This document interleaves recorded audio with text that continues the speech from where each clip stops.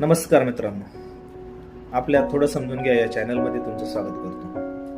आपला जो विषय चालू आहे तो ग्रामपंचायत। मागच्या व्हिडिओमध्ये आपण ग्रामपंचायत म्हणजे काय आणि ग्रामसेवकाचे काय काम असते हे समजून घेतले। आज आपण समजून घेणार आहोत, जर तुमच्या ग्रामपंचायतीमध्ये भ्रष्टाचार जर होत असेल आणि हा भ्रष्टाचार रोखण्यासाठी किंवा भ्रष्टाचार ज्यांनी कोणी केला असेल तर ग्रामपंचायतीच्या सरपंचावर किंवा सदस्यावर काय कारवाई केली जावी याविषयी आज आपण समजून घेणार आहोत। तुमच्या गावात सरपंच काम करीत नाही का?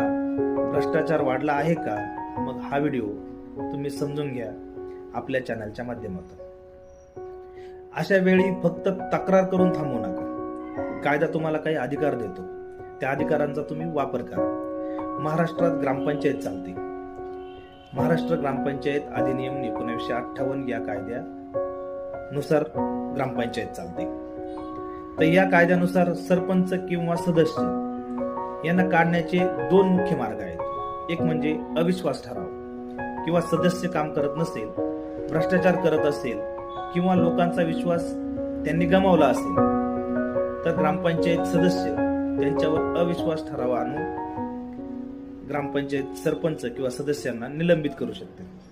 पण हा ठराव पास होण्यासाठी बहुमताची आवश्यकता असते आणि ठराव मंजूर झाला की लगेचच सरपंच किंवा सदस्यांना पाय उतारवावा लागते। तर मग अशासाठी आपण लोकशाही मार्गाने याचा वापर केला पाहिजे आणि जर कोणी गावातील सरपंच सदस्य कुठलेही काम करत नसेल तर ह्या अधिकाराचा वापर करून आपण त्यांना निलंबित करू शकतो।